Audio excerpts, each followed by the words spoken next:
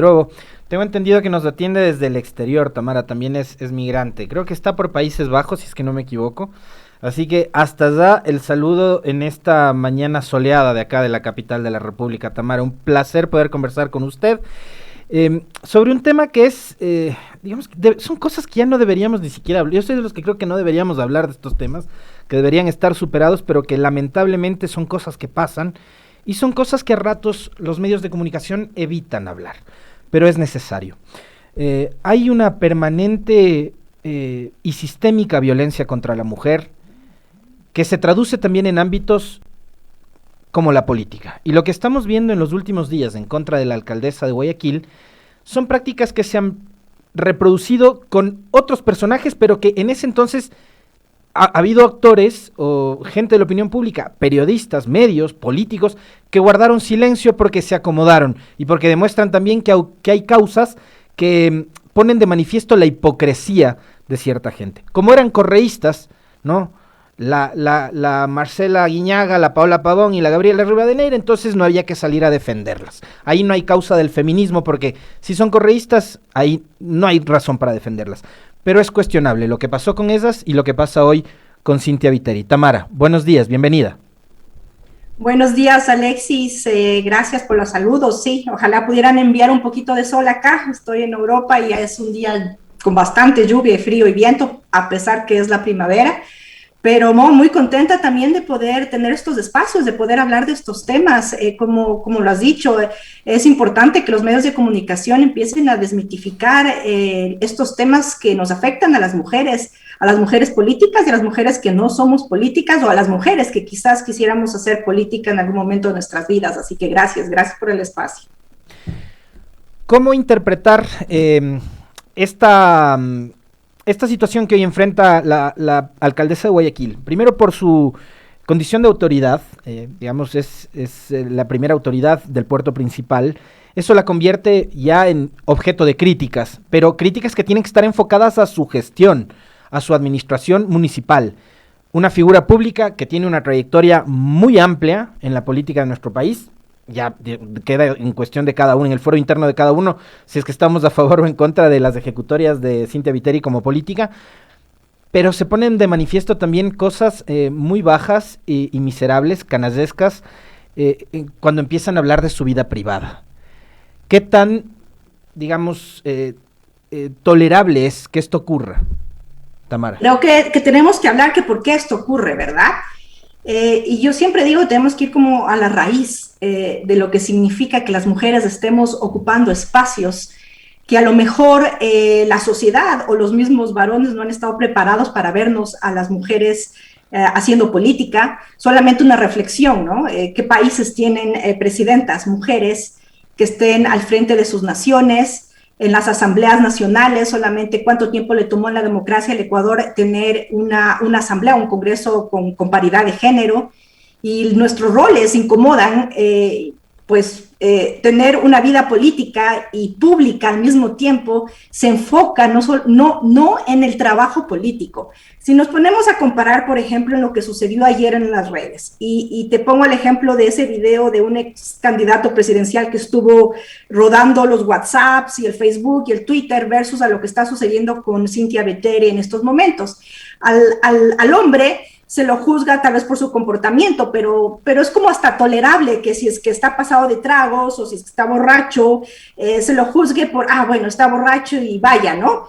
Pero a las mujeres se nos juzgan con otro lente si es que estamos en la parte pública, porque incomoda que una mujer con poder político y con una figura pública ejerza ese poder. Y ese poder significa que pueda decidir si se hace o no se hace tatuajes, si es que se divorcia o no se divorcia, si es que decide vestirse de alguna manera o no. Entonces, si tú analizas todo ese discurso de la sociedad alrededor de la imagen de una mujer política, se enfoca al rol que a las mujeres nos han asignado culturalmente, que es al estar bonita, al estar bien vestida, al estar calladita, al comportarte, al ser buena madre, al tener tu familia estructural. Y si rompes cualquiera de esos modelos, entonces la atención se dirige al rompimiento de ese modelo. Como tú decías, no se está ahorita evaluando o analizando la alcaldía de una mujer. se está evaluando y analizando y juzgando los comportamientos de esa mujer, desde si es que ha hecho o no ha hecho ejercicio, desde que si tiene o no tiene tatuajes, desde que cómo no se viste, de si se divorció o no se divorció, y todo ese discurso se enfoca en las mujeres, en cómo hablamos, cómo decimos y no en lo que decimos. Entonces, lo que está ocurriendo con Cintia Viteri ahorita es una muestra más de lo que ha ocurrido con todas las mujeres y lo que ocurre con nuestras vidas en todos los espacios que estamos disputando ese poder, o donde llegamos a incomodar. Mientras más poderes tenemos las mujeres, digamos, poder político y público, más incomodamos y más respuesta violenta recibimos de aquellas personas que se sienten intimidadas e inclusive temerosas de vernos ejercer desde la alcaldía un ejercicio político sin importar la forma como te vistes o tu cuerpo. Al contrario, se enfocan en eso. Entonces, esto ha venido pasando. Yo también quiero hacer memoria de todos esos juzgamientos que la esposa del expresidente Rafael Correa tuvo.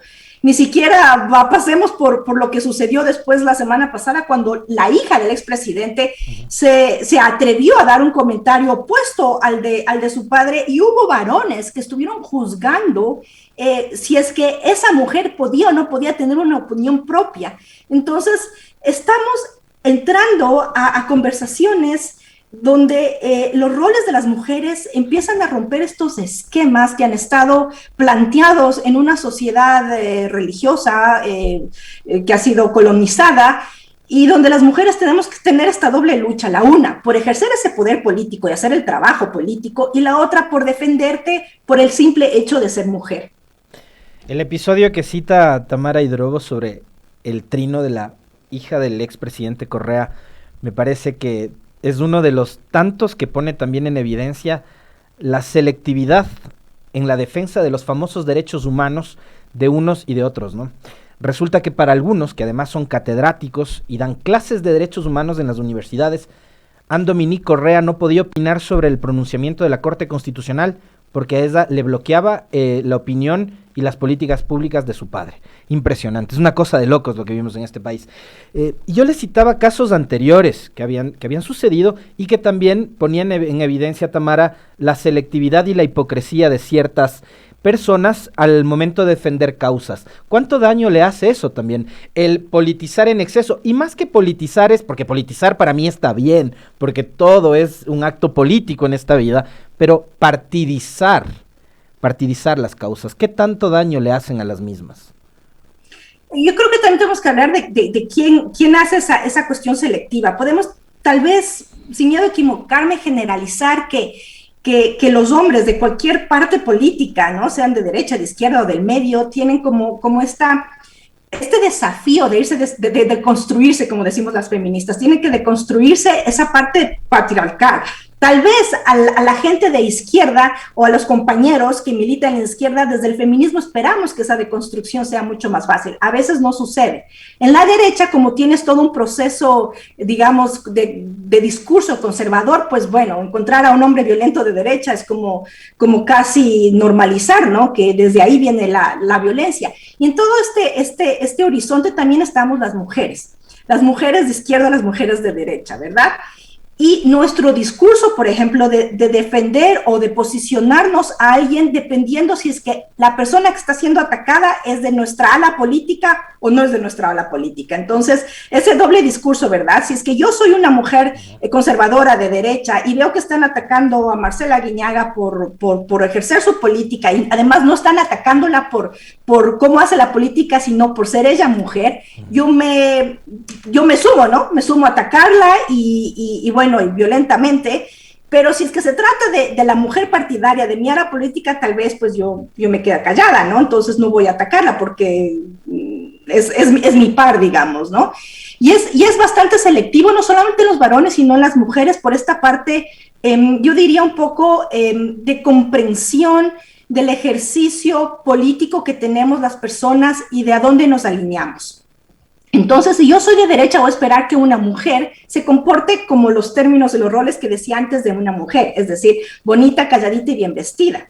pero si es que sale de esos roles, yo voy a atacarla, porque seguramente las mujeres de derecha están cumpliendo en mi imaginario, están cumpliendo con las expectativas de lo que yo considero que sea mujer. Y viceversa, ocurre también lo mismo cuando, por ejemplo, las feministas de una ala, digamos, de izquierda, o pongamos aquí correísta, lanzan ataques virulentos a mujeres que están ejerciendo el poder de derecha. Entonces, desde los feminismos, que digo, son múltiples y variados, lo que llamamos es como a una manada, decimos, a una manada de mujeres a reaccionar frente a estas violencias independientemente de qué ala política tengamos. Nosotras las mujeres nos enfrentamos a todo tipo de violencias y tenemos menos privilegios que los compañeros varones. Y si es que eres indígena, si es que tienes una orientación sexual diferente, si es que tienes menos opción de educación, tienes menos privilegios aún. Entonces el desafío de confrontar todas estas violencias es confrontarte, digamos, a toda la sociedad. Y cuando te encuentras con tus compañeras o compañeros que básicamente se alinean o no, dependiendo de que si le están atacando o no al amigo o a la amiga, estás hablando de este doble estándar, ¿no? Entonces, si es que le atacan a Cintia Viteri es válido, pero si le atacan a Marcela Guiñaga no es válido, o al revés.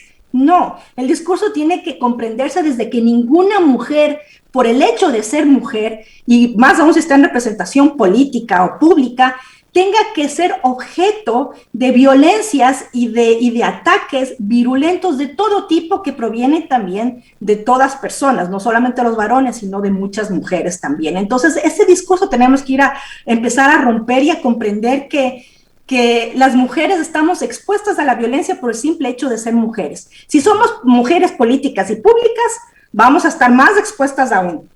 Y si rompemos más esquemas, la exposición es inclusive mayor, ¿no? También hagamos memoria un poco de lo que pasó con Paola Pavón y la cuestión del vestido, ¿verdad? Cuando Paola Pavón asumió la prefectura, pues todo el discurso fue alrededor de si el vestido era o no era el adecuado, ¿no? Y después Cintia Viteri está ahorita toda esta transformación física que es su cuerpo, y por ahí empieza como a notarse algo, pero no se nota y no se hace visible y no se hace discutible hasta que existe este rompimiento del molde que ella está dando, es decir, hasta que empieza a aparecer con tatuajes, hasta que empieza a aparecer renovada físicamente, entonces toda la atención se vuelve a eso. Y si resulta que en el chisme es que se divorció o que decidió romper una relación y tener otra, entonces ahí está el enfoque de ese discurso, porque Cintia Viteri está rompiendo los moldes de esa mujer que yo esperaba que sea una mujer política conservadora, que se comporte, que atienda a su familia, y existe este doble discurso, pero yo creo que también es el desafío de ser mujer. Ser mujer es una identidad que desde que nacemos no es fácil, y lo sabemos, y las feministas estamos tratando de educar a la sociedad también. Y la vida privada de las autoridades que son hombres ni sabemos, ¿no? Ni queremos saber tampoco, pero de eso poco y nada se habla. Usted decía hace un momento, citando el caso de la prefecta de Pichincha, Paola Pavón, que se habló del vestido, yo también lo mencionaba en el comentario al inicio del espacio, y no se dijo, por ejemplo, absolutamente nada, porque el cuento y la farándula que provocó el vestido en la propia prensa hizo que el discurso político de Paola Pavón, que era un discurso muy potente, muy fuerte, con un contenido con mucha fuerza, pase a segundo plano, y poco se hable de eso. Y no se habla del rol político de Paola Pavón, sino de un vestido. Así es, y te pongo otro ejemplo. Por ejemplo, tuvimos a una mujer feminista, autodenominada feminista, ejerciendo una violencia a mi modo personal y mi libertad de expresión que rayaba lo fascista, ¿no? Súper violenta. Esta señora se llamaba feminista y claro, a ella no se le criticaba un poco la apariencia, ¿no? Doña María Paula Romo, dice usted. A la María Paula Romo. La innombrable, porque no la quiso ni mencionar. Usualmente no me gusta nombrarla, pero yo le digo, estas son las mujeres en cuerpo de patriarcado, en cuerpo de violencia, donde si tú le quitas el género a María Paula Romo, tú estás viendo a un hombre total y completo en su ejercicio de sus privilegios y de su poder, para poder someter a la gente y usar el poder para someter a sus normas o a lo que crea, ¿verdad? Y si tienes a una mujer que se declara o no se declara feminista, no sé, pero que está luchando por la justicia social, que está hablando de la equidad, que está hablando de romper esquemas también, pero que está hablando de confrontar las violencias, sea sociales, económicas o de género, te vuelves un discurso en que entonces el vestido es lo que importa y no lo que está diciendo. Entonces, Cynthia Viteri no es una mujer que esté ideológicamente cercana a la forma como yo ejerzo mi vida política, pero ahí puedo yo disgregar o conversar con ella o con cualquier otra mujer. Pero de ahí empezar a meterme a disgregar si es que tiene tatuajes, si es que tiene una nueva pareja, con quién se relaciona o no se relaciona, qué hace con su cuerpo, la parte esencial de qué hace Cynthia Viteri con su cuerpo, si se cambia el color del cabello o no. A mí eso no, para mí eso no es relevante. Para mí es relevante hablar cómo Cynthia Viteri se ha posicionado o no, por ejemplo, en lo que pasó la semana pasada con lo de la despenalización del aborto. Eso es lo que a mí me interesa. No me interesa si es que se divorció o no se divorció. O si su gestión al frente del municipio eso no es transparente. Sobre sí, esas cosas deberíamos hablar. Sí, los discursos se centran en si es que se divorció o no y por qué se divorció. Ahora, ¿cómo ha ejercido Cynthia Viteri su alcaldía? ¿Hay cosas de corrupción o no hay casos de corrupción? A eso tenemos que enfocarnos. ¿Cómo se posiciona ella como una representante de la derecha, inclusive de la oligarquía ecuatoriana? Eso ya lo sabemos, independientemente de cómo se vista o no se vista. ¿Cómo ha ejercido ese poder para poder evaluar si es que desde mis principios como mujer feminista ha sido o no ha sido de beneficio para los derechos de las mujeres por los que yo lucho? Si es que Cynthia Viteri está en contra del aborto, por ejemplo, yo no me encontraría con ella y la confrontaría en las ideas, no en su apariencia y no en lo que haga en su vida privada. No sucede lo mismo con los varones. A los varones siempre se les está confrontando en las ideas y ni siquiera se sabe si es que tienen o no tienen más parejas, y si tienen más parejas, pues a lo mejor más macho es, ¿verdad? Totalmente de acuerdo. Ha mencionado en varios pasajes de esta conversación, Tamara, el tema del aborto, y yo sí quisiera hablar también sobre algo que sucedió el día de ayer y sobre cómo quienes estamos al frente de un micrófono, de una pantalla de televisión o al frente de una pluma y generamos opinión con nuestra opinión, valga la redundancia, a través de los medios y la trascendencia que tienen nuestras opiniones en los medios y en la sociedad, debemos ser absolutamente responsables de las cosas que decimos sobre temas que son además profundamente delicados y de los que yo creo que si es que no estamos muy enterados o con un nivel de conocimiento medio, creo que es mejor no decir nada. Y lo que pasó ayer, por ejemplo, con una presentadora de televisión que dijo que hay niñas menores de 14 años que consienten las violaciones, es algo que, digo, como hombre a mí y padre de una niña además, me deja profundamente preocupado. O sea, usted es especialista en materia de género, Tamara, y además es una defensora permanente de los derechos de las mujeres, en un país donde hay 3,000 partos, me parece, anuales de menores de 14 años víctimas de violación. ¿Se puede hablar de que una menor de 14 años puede consentir un acto de agresión sexual? Eso es espantoso. Lo que se dijo fue espantoso y es normalizar lo que no es normal. Y eso creo que tenemos que empezar a romper. Se cree que es normal que una niña de 14 años que vive en un sitio rural en el Ecuador sea violentada por el padrastro, por el padre, por el abuelo, por el hermano, por el primo, por el vecino. No es normal. Nosotras las feministas creemos que las niñas y las mujeres somos dueñas de nuestros cuerpos, ¿verdad? A los 14, 13 años, cuando te están violentando, te están quitando ese derecho de autonomía, de protección, de decisión de tu cuerpo. Es una irresponsabilidad utilizar el poder o el privilegio para yo no diría, bueno, para atacar a las personas, pero para desinformar o para intentar imponer tu punto de vista. Yo creo que los medios de comunicación o las personas que son visibles o somos visibles, que estamos en los medios sociales, que estamos opinando, que estamos hablando, que estamos posicionando nuestras ideas, tenemos una responsabilidad muy grande que es la de educar desde este privilegio que dan los micrófonos de poder dar información.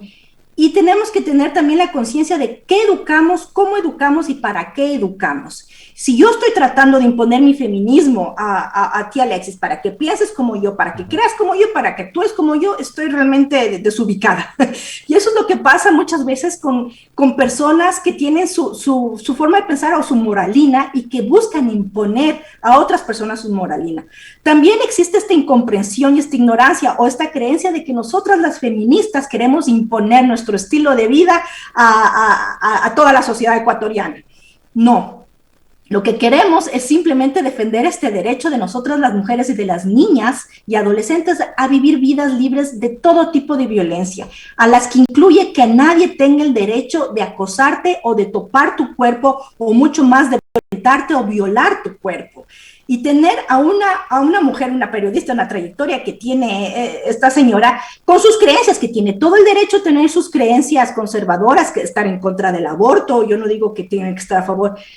Decir este tipo de cosas muestra la desinformación que existe, pero también la ignorancia, y también nos muestra, mira, Alexis, a todas las feministas, a los grupos feministas y a la sociedad ecuatoriana a lo que todavía nos enfrentamos. Porque este comentario que salió así como casual en un programa de televisión... De farándula, además. De farándula, refleja, es el reflejo de mucha parte de la sociedad ecuatoriana que todavía tiene que deconstruirse, que todavía tiene que analizarse, mirarse el ombligo y empezar a entender y a comprender cuáles son esas cosas que siguen perpetuando y lo que decía antes, normalizando lo que no es normal. No es normal que una niña de 14 años acceda a que la violen. No es normal que una niña de 12 años sea manoseada, violada, violentada por cualquier hombre de su vida. No es normal que cuando una mujer dice que no, sea interpretado de que es una mujer difícil, que lo que quiere es insistir, entonces que sí. Yo soñaría con que el Ecuador llegue a un momento en que cuando las mujeres digamos sí, sea que sí, y que no tengamos miedo a decir que sí. Y cuando las mujeres digamos que no, es que no, y que ese no sea respetado. Porque como decíamos, la voz de la mujer no importa, ¿no? Importa más cómo me visto, cómo parezco, que mi voz como autoridad pública o como autoridad política. Y eso es lo que demuestra todavía a lo que nos enfrentamos.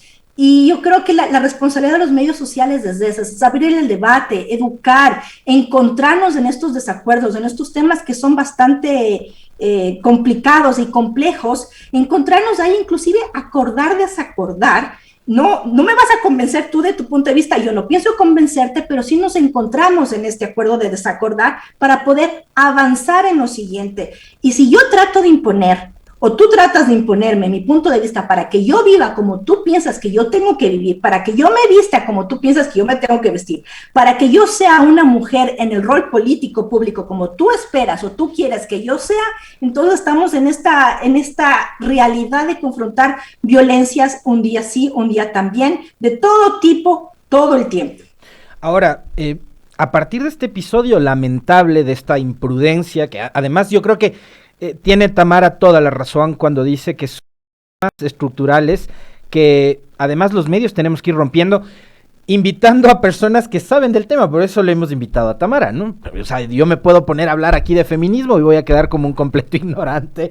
Por eso invito a Tamara, invitamos a Soledad Angus los días anteriores, hemos invitado a Lolo Miño, a gente con visiones además ideológicas distintas, pero que saben sobre la defensa de los derechos de las mujeres. Pero ese episodio de ayer, de esta presentadora de televisión, Tamara, ha generado una manifestación muy interesante a través de las redes sociales y que además casos, y lo voy a mencionar porque fue público, porque está en Twitter, y además de paso le envío un fuerte abrazo y todo mi cariño a Jairén Noriega, que es asambleísta alterna por la Alianza UNES, quien ayer, a propósito de esto, hizo un testimonio brevísimo, muy corto, un trino cortísimo, pero con una potencia y una valentía enorme, que yo le reconozco públicamente desde este espacio. Ella dijo, tenía 11 años y yo no consentí nada. Entonces, este episodio que habla de la insensibilidad de personas que probablemente viven en su burbuja, Tamara, en sus urbanizaciones alejadas además de Guayaquil, porque ya ni viven en Guayaquil, ¿no? Viven encerradas en urbanizaciones alejadas de la ciudad, viven encerradas en su casa, que no conocen la realidad de los barrios populares, que no conocen la realidad de provincias como Los Ríos, como Esmeraldas, donde el confinamiento lo vivían desde antes de la pandemia, las familias, ¿no? Ha hecho que se manifiesten personas como Jairén, a quien yo insisto, le reitero todo mi cariño y mi reconocimiento a ese nivel de valentía. Creo que también es una oportunidad para empezar a hablar y para hablar cada vez más sin tapujos, ¿no, Tamara? Hay que romper los silencios, Alexis. Y romper los silencios o salir de los closets, como yo digo yo, desde la parte de identidad o identidad política o cualquier tipo de closet. El closet es solo para la ropa. Hay que romper los silencios para poder confrontar a las violencias. Un abrazo y mi solidaridad. Y a Jairén también he tenido el tiempo, la oportunidad de conversar con ella, maravillosa. Hay que empezar a romper los silencios y empezar a hablar. Lo que pasa es que desde la identidad de ser mujer, romper esos silencios significa exponerte y exponerte a recibir más violencias. Yo sí creo y miro con mucha esperanza que el feminismo, más allá de todos los epítetos que nos lanzan y todos los estigmas que todavía existen alrededor de la identidad de ser feminista, los feminismos están transformando y cambiando no solamente las vidas de las mujeres que nos atrevemos a autonombrarnos feministas y hablar y alzar nuestra voz para defender o confrontar en nuestras luchas, nuestras opiniones, también tener las niñas o las adolescentes que vienen con esa transformación y ese proceso de autonomía y poder llegar a espacios, a audiencias, a compañeros, a familiares, para que comprendan que esta lucha no es solamente las mujeres, que sin su apertura de mente, sin abrir estos espacios en los medios de comunicación para que podamos hablar de estos temas espinosos, difíciles, no vamos a conseguir ningún cambio. Eso es seguir ocultando las verdades, ocultando las vidas, guardando cosas en los closets que no son ropa, y necesitamos hablar de temas, y como tú decías también antes, lo personal es político. Yo también, para mí esto es como una norma un poco de vida, ¿no? Todo lo que atraviesa tu vida personal tiene su carácter político y tú tienes toda la legitimidad y decisión de exponerte o exponerla o no. Desde el feminismo lo exponemos, lo debatimos, porque creemos que es una forma de cambiar no solamente nuestras vidas personales, sino cambiar las sociedades, porque vamos inspirando a que más mujeres rompan ese silencio, a que más personas en la sociedad rompan ese silencio y se empiece a hablar de estos temas que son tan necesarios. ¿Cuántas mujeres en el Ecuador no hemos sido violentadas de alguna forma u otra? Sea por violaciones, sea por acoso. ¿Cuántas mujeres ecuatorianas hemos tenido que recibir acosos a nuestros cuerpos cuando hemos caminado en las calles, cuando hemos estado en el transporte público? ¿Quién es esa mujer en el Ecuador que nunca ha sido violentada o acosada? Creo que, sin miedo a equivocarme, ninguna. Al menos no en el Ecuador, una sociedad donde está normalizado eso, que tú pases con tu cuerpo de adolescente que está cambiando, y que recibas todo tipo de acoso y de mensajes de varones y de hombres, y que además tú sepas que si vas a cruzar esa esquina vas a recibir el acoso del tipo que sabe que tú pasas todos los días por esa esquina y que te va a esperar para decirte esas cosas soeces. Entonces hay que romper el miedo, porque cuando nos encontramos en esta colectividad de yo también, a mí me pasó y yo no estoy dispuesta a silenciarme, eso se rompe las estructuras, o al menos las sacudimos, y de eso se trata el feminismo, de ir sacudiendo y rompiendo todo este tipo de silencios para visibilizar lo que no es normal. Vamos cerrando la entrevista con Tamara Hidrobo, que además ha sido un verdadero disfrute, déjame decirte, Tamara, tenerte en este espacio, porque lo ha disfrutado la gente que nos ve y nos escucha también, y se ha nutrido de este diálogo. Cierro preguntándole ¿qué es lo que debe hacer el próximo Parlamento para ejecutar finalmente y traducirlo en norma expresa lo que decidió la Corte Constitucional la semana pasada? Bueno, primero, seguir las leyes y las normas. Creo que venimos de un proceso, de un gobierno que se ha roto todo, desde la moral, la constitución, la sociedad, todo. Creo que a la Asamblea le toca un trabajo muy, muy fuerte. Yo lo que sí pido y lo que espero que en todas estas comisiones que se formen es que las mujeres, las feministas, las compañeras que también han estado dando la lucha desde sus cuerpos, desde su trabajo, que están en el país, sean parte de estas comisiones y que sus voces, sus trabajos, su experticia sean consideradas dentro de todas las leyes y normas que se van a dar. Hay mujeres y organizaciones en el Ecuador que tienen esta realidad, que la conocen, que la viven y que la han luchado no un día, una semana, que la vienen luchando por décadas. Y estas son las mujeres las que tienen que estar ahí para asegurarse que las normas y las leyes que vayan a ser escritas estén de acuerdo a la realidad. Y yo les dejo con algo, yo creo que las personas, sobre todo las mujeres o las personas de la comunidad LGBTI, que son también las marginalizadas y atacadas, tenemos esta responsabilidad de liderar y representar nuestras luchas. Ningún derecho es regalado, todo se gana y todo se lucha en las calles, pero es porque tenemos esta representación y liderazgo propio, de voz propia, que tiene que venir desde nuestras realidades, desde nuestras personas, desde nuestra experticia, y desde ahí yo sí pido que a la Asamblea el trabajo que hagan lo hagan a la par y a la mano con las mujeres y las compañeras feministas que saben de esta lucha y que vienen dándola desde siempre. 8 de la mañana con 34 minutos. Quiero agradecerle muchísimo a Tamara Hidrobo por haber aceptado la invitación a este diálogo, muy complacido. Vamos a seguir conversando en adelante sobre estos temas. Tamara, muy gentil, mandamos un fuerte abrazo desde acá, desde Quito, hasta allá donde estás. Un fuerte abrazo. Igualmente, Alexis, muchísimas gracias, abrazos y cuídense mucho de la pandemia. Muy gentil, era Tamara Hidrobo.